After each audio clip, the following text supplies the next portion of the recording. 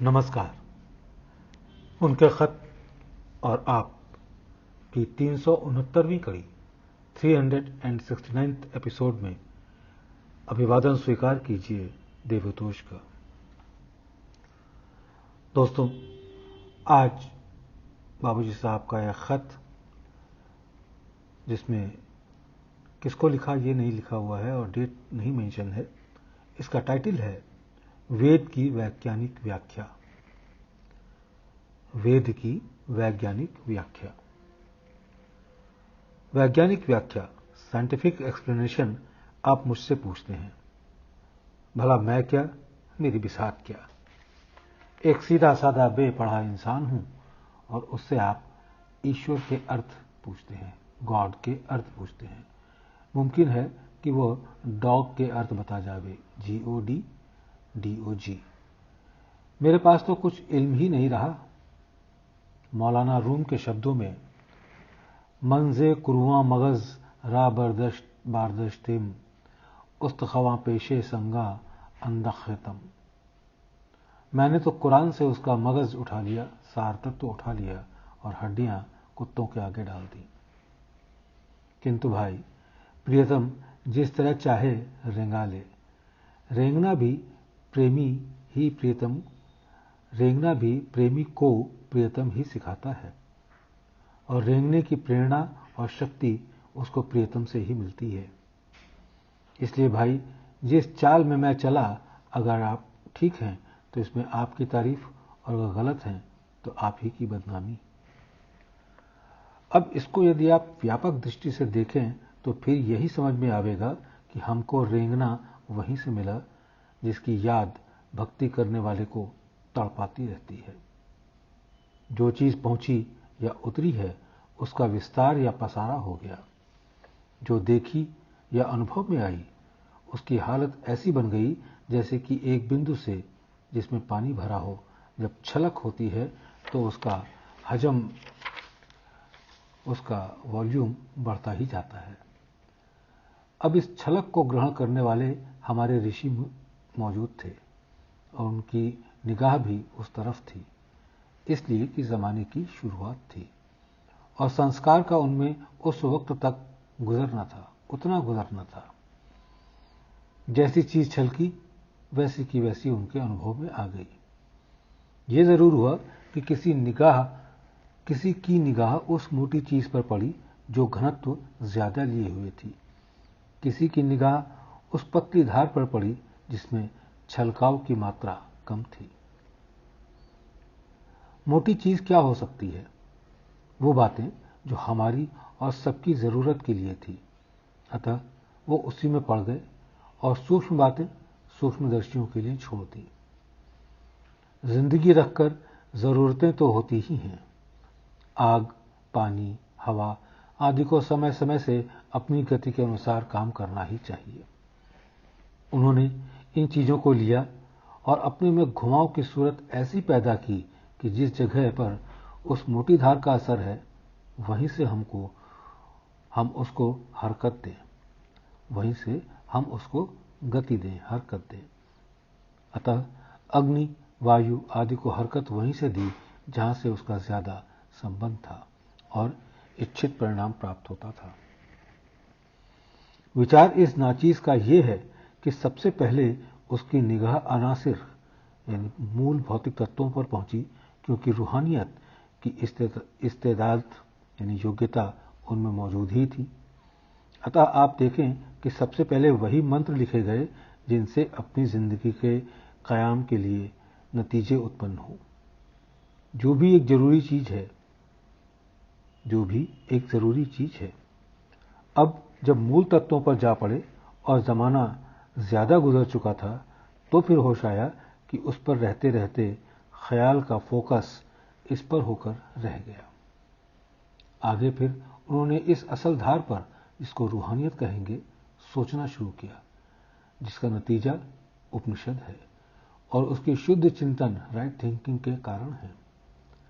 अब क्या आप इससे ये नतीजा नहीं निकालते कि विकास, एवोल्यूशन की शक्ल उसमें कायम ही रही और दिमागी दौड़ धूप की यह तवारीख बनी, हिस्ट्री बनी।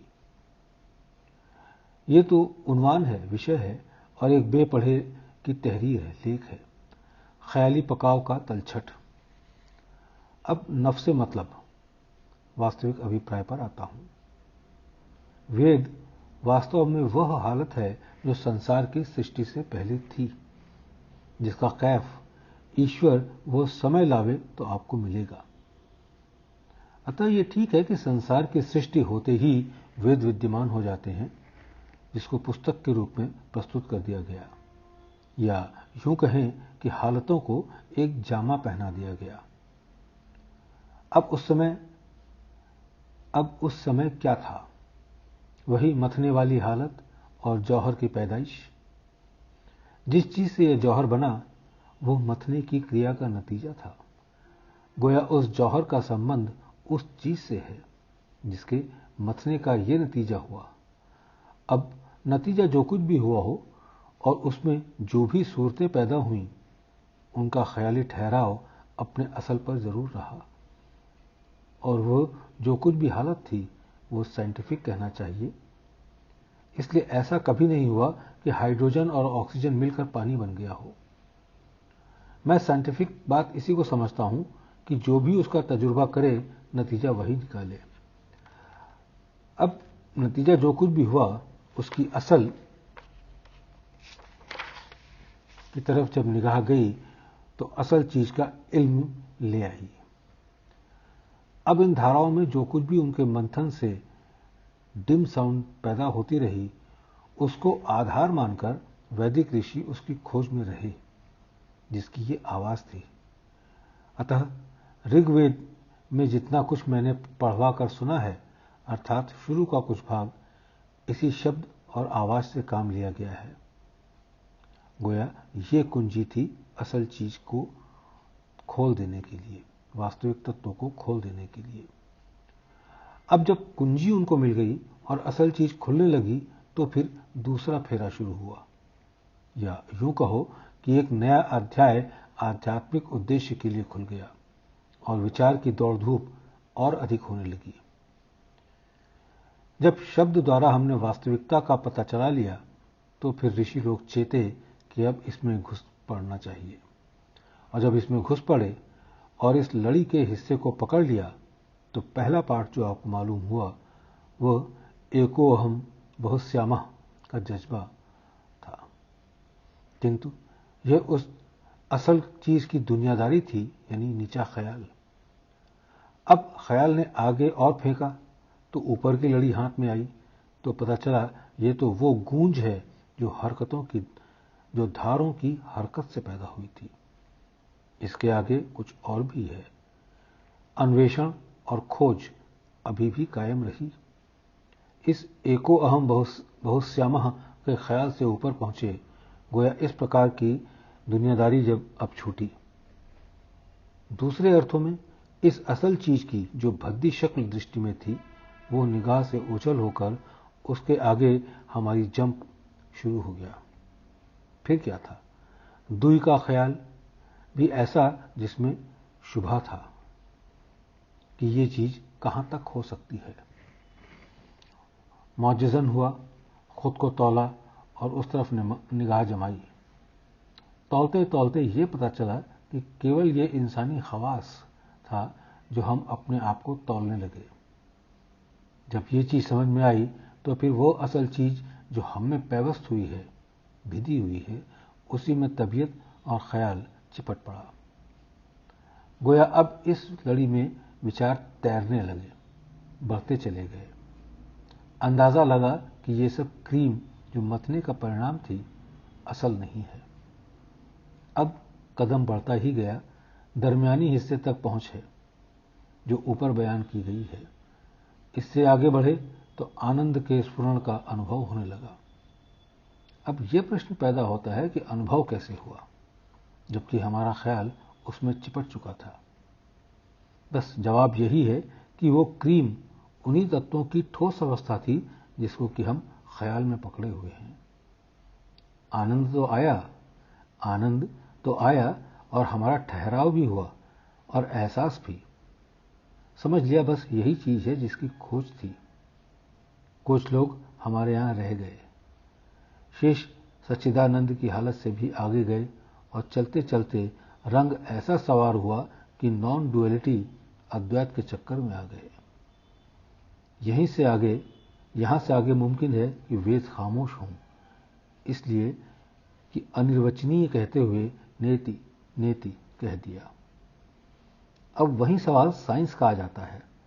इसका जवाब ख्याल तो यह है कि कुछ न कुछ हो ही गया, किंतु और सही तो फिर यह कहना चाहिए कि हम रास्ते पर हैं और अपने आप को हमने ऐसा बना लिया है कि असल से हमारा तादात्म्य हो गया है। तब तो फिर यही कहना चाहिए कि असल हमारे ख्याल में नहीं, बल्कि हम खुद ऐसे ही बन गए हैं, कि सही इल्म के मस्कन नहीं बल्कि स्वयं इल्म बन गए हैं। मस्कन माने घर। अब आप जांच कर लीजिए कि यह साइंटिफिक है या नहीं। भाई, इससे ज्यादा लिखने की मुझे ताप नहीं मालूम होती। अब अगर कुल वेद में पढ़ डालूं तो फिर मैं वह आवाज जो मंत्रों में कलमबंद की गई है उसके बारे में संभव है कि कुछ लिख सकूं।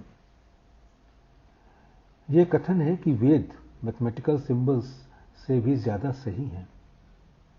वहीं पर ठीक होगा जबकि हम अपने को घुला मिला देते हैं और वही चीज सामने आती है जो सही है, और जितने भी लोग चलेंगे वही चीज उनके सामने आएगी। अब आपका यह विचार हो सकता है कि इसमें शायराना नुकात यानी काव्यात्मक बारीकियां मौजूद हैं, जिसमें एग्जेजरेशन यानी अतिशयोक्तियां भी हो सकती हैं। तो भाई, असल चीज को बताने के लिए उसका माहौल बांध देने के ख्याल को पिकअप करने में अधिक सहायता मिलती है। मुझे भी बहुधा इससे काम लेना पड़ता है। उदाहरण के लिए मैं एक शेर लिखता हूं। नातवा कैस नाजनी लैला, कौन पर्दा उठाए महमिल का। प्रेमी दुर्बल है और प्रेयसी यानी लैला सुकुमारी है, तो फिर महमिल का पर्दा कौन उठाए। अब इसके अर्थ पर यदि आप गौर करें तो बात सिद्ध होती है कि प्रेमी कैस यानी मजनू और प्रेयसी लैला दोनों इनएक्टिव हैं, जो एक असल हालत है, गोया वो कंडीशन जो वाकई इस तरह से व्यक्त की गई है। धन्यवाद।